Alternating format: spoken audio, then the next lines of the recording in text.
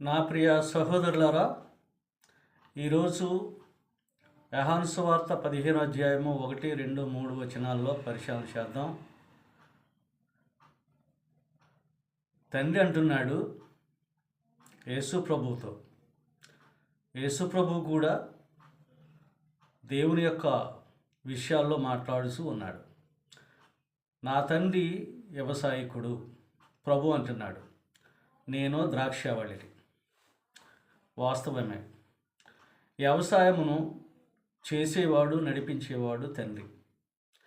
దాని ఫలితము మంచి ఫలితాలు వచ్చినట్లు చేసేవాడు యేసు ప్రభు.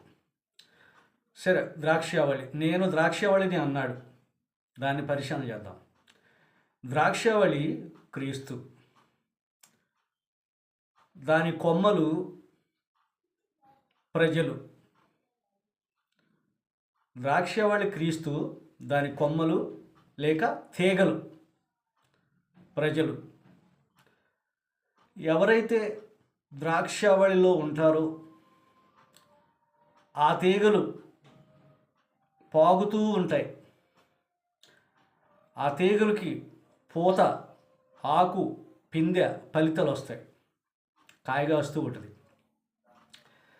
క్రీస్తులో ఉండగా దేవుని వాక్యము, ప్రార్థన, విశ్వాసము, నమ్మకము, దేవుని క్రియలు కలిగి ఉండాలి.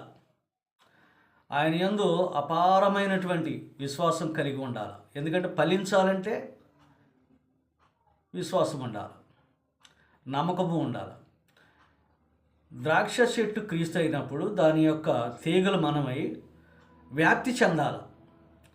వ్యాప్తి చెందినప్పుడే దానికి ఆ చెట్టుకు విలువ, ఫలితం. మరి అలా ఫలించలేదనుకోండి, ఉన్నవారు ఫలిస్తున్నారు,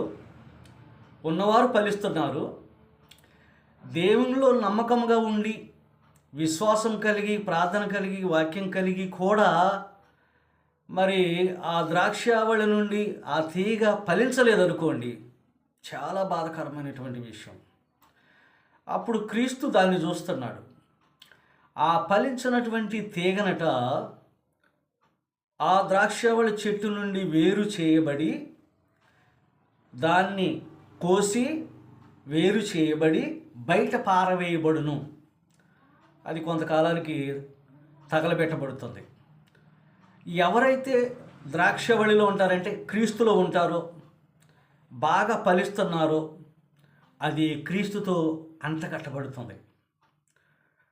క్రీస్తులో మంచి రిజల్ట్ వస్తుంది, మంచి ఖాత వస్తుంది, కాయలు విపరీతంగా వ్యాప్తి చెందుతాయి.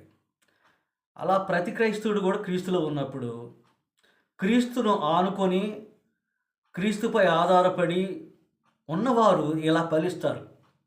ఇంకొక మాట అంటున్నాడు ప్రభు, నాలో మీరు ఉండిన ఎడల నేను మీలో ఉండేదను. ఇది చాలా అనుబంధం. ఇది మామూలుగా మనుషులు చూపించే అంత అనుబంధం కాదు.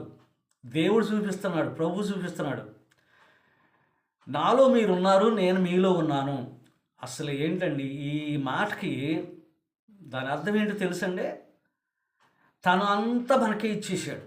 తన మనసులో ఉన్నది, తన హృదయంలో ఉన్నది, తను చేస్తున్నది, తను ప్రార్థిస్తున్నది, తను నమ్ముతున్నది, దేవుని తండ్రి నుండి ఏదైతే పొంది ఉన్నాడో అవన్నీ కూడా మనకే ఇస్తూ ఉన్నాడు. అందుకని మనలోనే ఉన్నాడు ఆయన. ఇంకో మాట కూడా అంటున్నాడు, నాలో ఉండి మీరు మాట్లాడుతున్నప్పుడు నేను వింటున్నాను, చూస్తున్నాను. చూసారా? నాలో ఉండి మీరు మాట్లాడుతున్నప్పుడు ఏదైతే చేస్తూ ఉన్నారో చూస్తున్నాను, ఏదైతే అడుగుతున్నారో దాన్ని ఇస్తాను, ఎలా ప్రార్థిస్తున్నారో దాన్ని నేను వింటాను, ఆ ప్రార్థనకు కావలసినటువంటి అవసరాలు ఏంటో నేను తీరుస్తాను అన్నాడు. వాస్తవమే.